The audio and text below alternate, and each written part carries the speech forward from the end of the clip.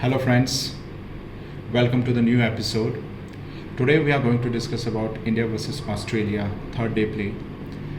We will discuss about things what makes Jadeja and R. Ashwin combo the deadliest on the Indian pitches. We will also discuss whether the new fearless approach of England cricket team that's called Bazball is sustainable or not. So let's get started. Yesterday, India defeated Australia by 6 wickets to win the second Test match in Delhi and retain the Border Gavaskar Trophy. They have almost qualified for the World Test Championship finals, where most probably they will, I would say 90% they are going to face Australia again in England. Talking about the Test match.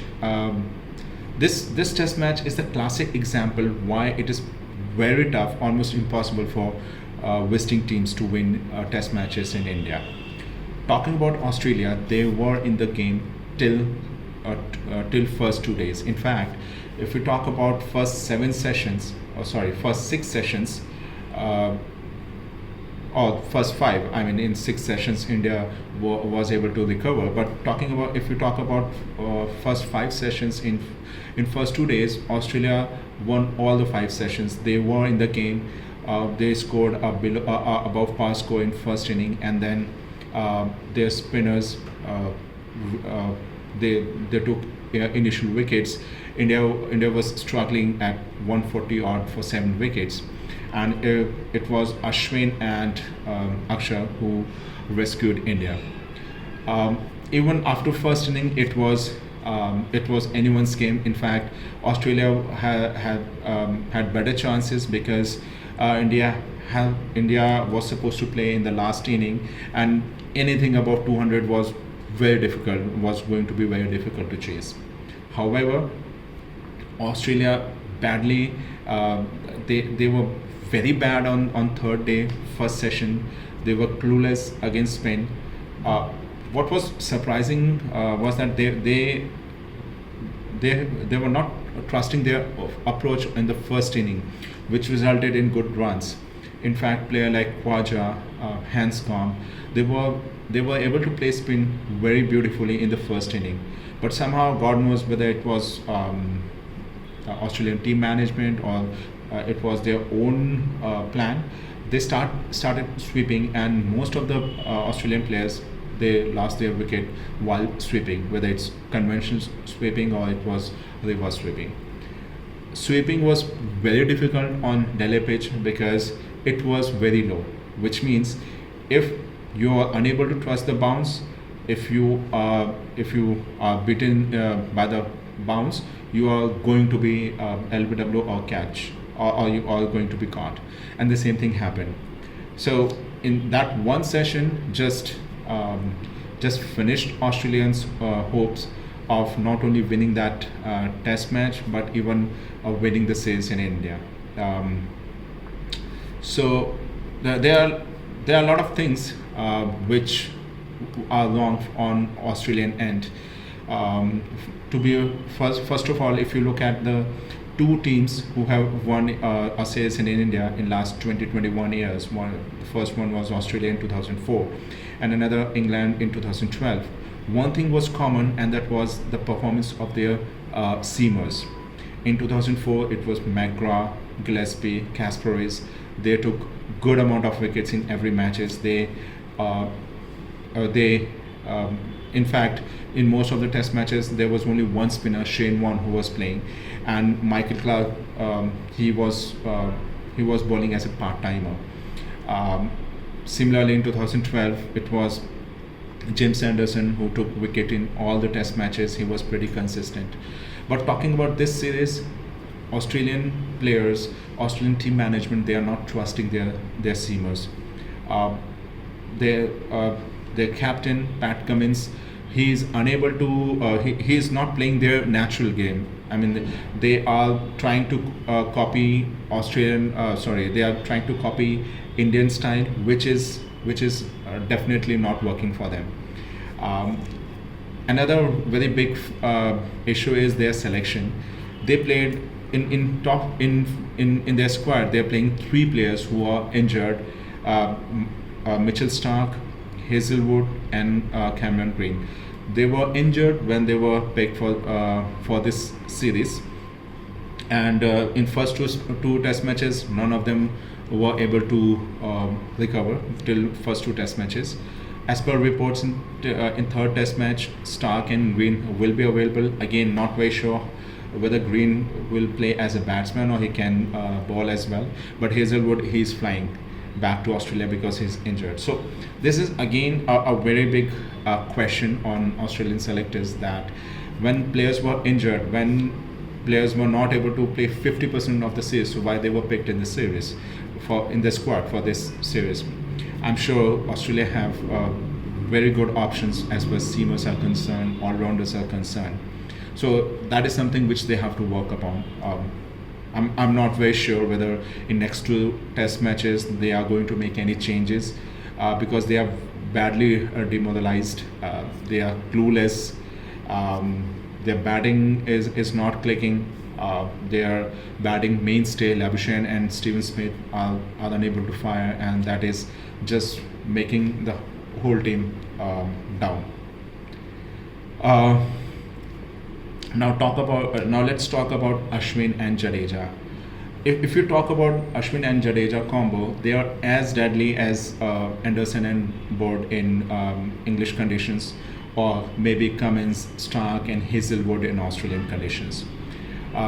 Both of them are different, and the best part is they don't try to whether try to copy each other or try something which is not their strength. If you talk about Ashwin, he is a wizard. He can bowl a lot of different balls. He keeps on bowling it and confusing even the best of the batsmen. He is very good in using the bounce as well as the crease, which really makes it difficult for everyone. Talking about Ravindra Jadeja, his skills, his strength is bowling wicket to wicket, and he bowls fast. So on pitches like Delhi, where the pitch is very slow and there's low bounce, because of his speed, he's able to make batsmen uncomfortable. And that same thing happened in the second inning of Delhi Test matches. So this is a deadly combo. It is very lucky, I would say, that both of them are playing, and I hope both of them will be playing for at least 5-6 years more for India, because till these two bowlers are there, I don't think any country can even think of winning the test matches. It is going to be very difficult. Great. Now let's talk about England's new approach, baseball. England defeated New Zealand in the first test match, and again they have they applied the same concept of baseball. Their batsmen just came up and smashed ballers here and there. They were playing as it was not a test match but a one day, and few were playing as a T20 inning in the test matches. It really put a lot of pressure on New Zealand bowlers, and when New Zealand was batting, England seamers led by Anderson, Board, they were very effective in using the pink ball, and they were able to restrict New Zealand.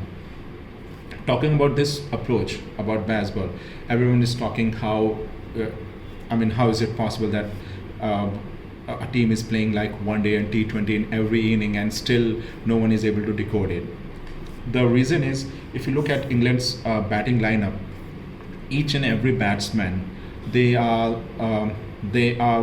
pretty strong even in T20 and one days, and they don't change their natural game when they are playing in test matches.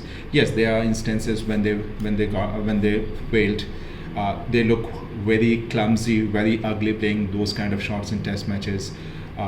For example, Joe Root on a score of 22 was trying to play a reverse sweep against Pacer and got out. But England management, led by their coach Brendan McCullum and Ben Stokes, have given their batsmen free hand. They are not questioned if they get out playing some wrong shots which are not required, and this gives all the batsmen that confidence, and they go ahead and they play with the confidence and make sure that they are scoring runs on a very fast pace. Similarly, if there were instances, if you talk about last year when South Africa came to England, there were instances when almost all the batsmen failed, and later on they were rescued by the lower order batsmen, England's lower order. But whenever that thing happens, England can rely on their bowlers. They have a very amazing bowling lineup. Talking about Anderson and Broad, they have more than 1,000 wickets bowling in tandem, and they can be effective on any pitches. It's not only about England or seaming conditions. They have taken wickets in South Africa. They were effective with India as well. So this is really a blessing for them. This is the more than the batsman. It's their bowling strength which gives a batsman that free hand. They knew that even if they fail and if they are unable to score runs, their bowlers will make sure that they are not out of the game, and then they can go ahead and they can make amends in the second inning. So in my view, Bazball is going to stay here, and other countries will also try to copy it, especially when they are playing against England. I'm assuming that it's going to be fireworks in Ashes this year, because I don't think England is going to change their approach, and Australia also loves to play attacking cricket. So that will be a great thing. Thank you very much. That's all for today. Please like, share, comment, and subscribe to my channel. I will come tomorrow, and in tomorrow's session we will discuss about ongoing Women's T20 World Cup, where the only few matches are left and almost 4 semi-final teams are decided. So till then, bye, take care.